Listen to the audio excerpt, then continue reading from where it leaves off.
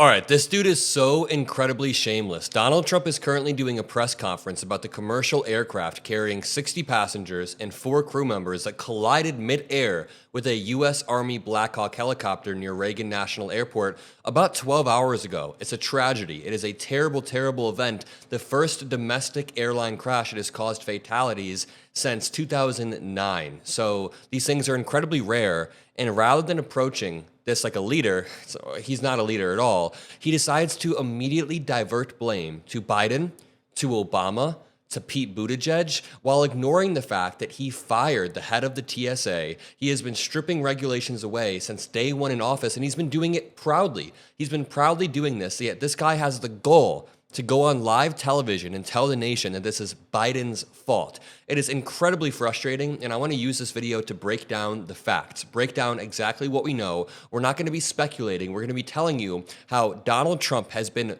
removing these safety regulations and how things like this could continue to happen if he continues to do what he's doing. So, drop a like, subscribe for more breaking news content. If you want to support my channel, you can become a member below. The memberships are below. And let's just start off with this first quick clip of Trump. We do not know what led to this crash, but we have some very strong opinions and ideas, and I think we'll probably state those opinions now. Because over the years I've watched as things like this happen, and they say, well, we're always investigating, and then the investigation 3 years later, they announce it. We think we have some pretty good ideas.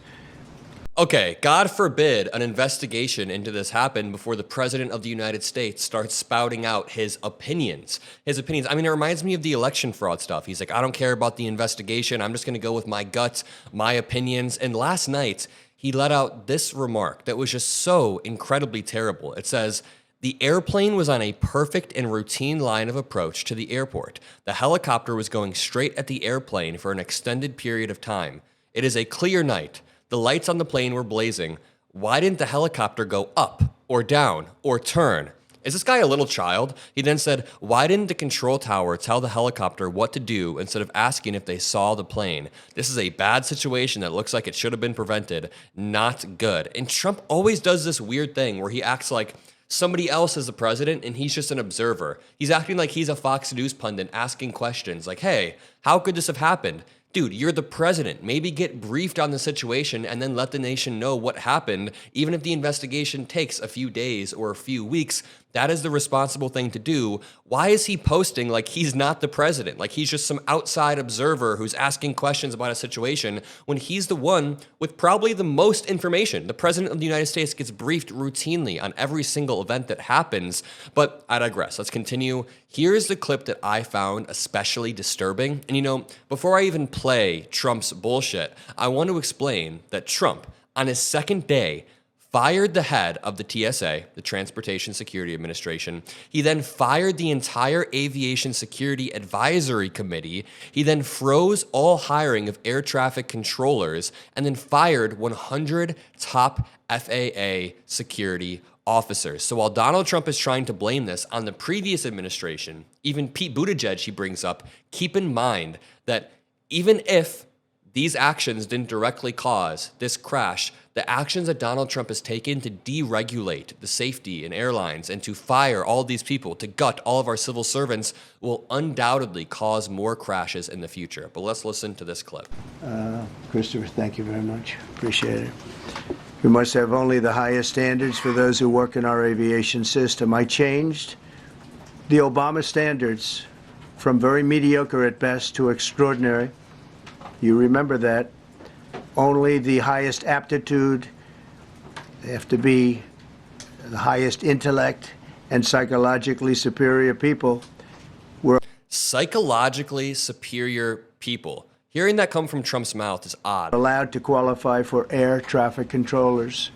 That was not so prior to getting there. When I arrived in 2016, I made that change very early on because I always felt this was a job that, and other jobs too, but this was a job that had to be superior intelligence. Sorry to pause it. Actually, I'm not sorry to pause this guy. But the thing is, Donald Trump has repeatedly advocated for less merit in the government and more loyalty. His entire Schedule F executive order, which I've talked about, is based on loyalty, not on experience or skill or what do you say, intellectual capability, whatever the hell. It's based on loyalty. So the idea that Trump is all of a sudden promoting a meritocracy is And we didn't really have that, and we had it. And then when I left office and Biden took over, he changed them back to lower than ever before. I put safety first. Obama, Biden, and the Democrats put policy first. oh my And they put God. politics at a level that nobody's ever seen. Politics at a level that nobody's ever seen. First of all, why can't you get away from the salesman rhetoric? Everything is like, no one's ever seen this before. But also, he says that as he's turning the situation purely political and blaming his predecessors. Because this was the lowest level. Their policy was horrible, and their politics was even worse.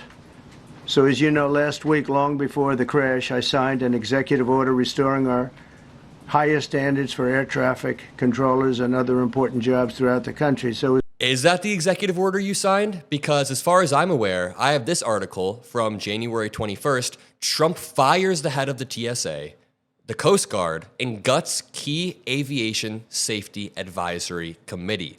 Again, President Donald Trump moved quickly to remake the Department of Homeland Security, firing the head of the TSA and the Coast Guard before their terms are up, and eliminated all members of a key aviation security advisory group. Trump's immigration policy changes drew the most attention. Members of the Aviation Security Advisory Committee received a memo, and Trump gutted it all. He fired them all, and now he's trying to come into the press room, and deflect blame completely and act as if Democrats are somehow at fault. It's incredibly shameless, and to be 100% honest, I was having a little bit of a dilemma about this last night, but Trump just completely solved my dilemma. So when this happened at about 10:30 p.m. my time, and I saw the news, I was like, you know what? I don't want to make this political. A lot of people are currently suffering. I don't want to talk about Trump in this moment. So I made a video. I talk about Trump a little bit, but I largely stay away from the political attacks, and I'm just very somber. I said it's a tragedy. It is absolutely terrifying, and I feel terrible for the families.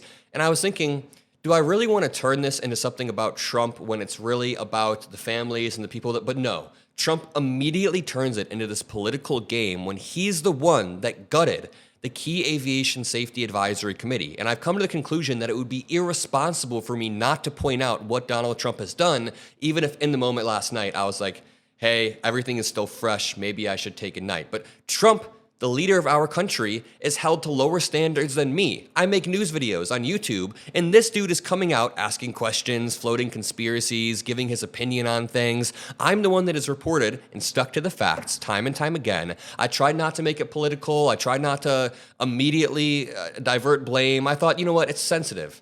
People are still being fished out of the river last night. There's no reason to immediately make a video about Trump or Trump screwed up or whatever. But no.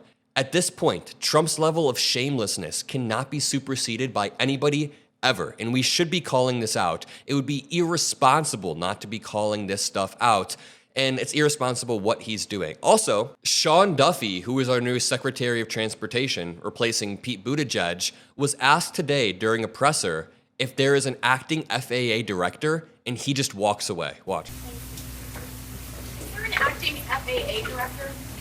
And by the way, the answer is no. We currently don't have one because the FAA director resigned on the day of Trump's inauguration under pressure from Elon Musk. Lauren Windsor said, I don't know. I think it might be a good idea to have an FAA director. I mean, yeah, to say the least. But this article reads, FAA administrator quit on January 20th after Elon Musk told him to resign. The Federal Aviation Administration's leader stepped down on January 20th, months after Elon Musk demanded that he quit. The move by Michael Whitaker means the FAA has no Senate-confirmed leader for one of the biggest crises in its history because he quit before Donald Trump took office. Whitaker ran the FAA for just a year, but announced in December that he would step down as the new president is sworn in on January 20th. And then to make matters even worse, Trump actually begins blaming it on diversity, equity, and inclusion. Take a listen. Mr. President, on DEI and the claims that you've made, are you saying this crash was somehow caused and the result of diversity hiring? And what evidence have you seen to support these claims? it just could have been. We have a high standard. We've had a much higher standard than anybody else. And there are things where you have to go by brain power, you have to go by psychological quality and psychological quality is a very important element of it. These are various very powerful tests that we put to use, and they were terminated by Biden, and Biden went by a standard that's the exact opposite. So we don't know, but we do know that you had... He then doubles down on the DEI comments, and before I play that, let me bring in my mom's text that she just sent me as a little analysis. She is an industrial organizational psychologist. She has a PhD in psychology based on leadership. She teaches people how to be good leaders. She coaches them. And she said, there is literally no such thing as diversity hiring, especially in highly specialized technical jobs like TSA or air traffic control or airline pilots. Tell me you have no idea how these things work without telling me. Ensuring a diverse candidate slate for roles involves creating a rigorous process to qualify candidates based on education, experience, capability, while also ensuring we're not only selecting from the same place over and over, like the same university that the company's CEO likes, or someone's personal network, which is typically made up of quite similar people. A slate of diverse and highly qualified candidates makes for an excellent job search. The research supports this. She said, I have not only taken an intense graduate course on this very topic, but have helped clients implement these sort of processes. The idiocy and lack of knowledge on what this all means in practice is infuriating. And she said it better than I could. They're not hiring people to be pilots based on race. They are taking the most qualified of the most qualified and making sure there is a diverse slate of candidates when hiring, but that didn't stop Trump from doubling down. We don't even yet know the names of the 67 people who were killed, and you are blaming Democrats and DEI policies and air traffic control and seemingly the member of the U.S. military who was flying that Black Hawk helicopter. Don't you think you're getting ahead of the He's going to say, no, I'm not getting that. investigation right now? No, I don't think so at all. I don't think with the names of the people, you mean the names of the people that are on the plane? You think that's going to make a difference? Does it comfort their families They to are hear you a blaming group of DEI people that have policies? lost their lives. If you want a list of the names, we can give you that. We'll be giving that very soon. We're in coordination with American Airlines. We're in coordination very strongly, obviously, with the military. But I think that's not a very smart question. But are you It's not a smart question. You're being asked if you're getting ahead of yourself. It's absolutely absurd. And even when he's asked about the names of the people who died, it's so callous. He's like, nope, they're just a list of names. It's just a list of people. Why would I care? But either way, I'll leave it at that. If you enjoyed this video, if you appreciate what I do at all, just subscribe to the channel so we can hit 1 million subscribers, drop a like, and have a great rest of your day during this chaotic time. See you.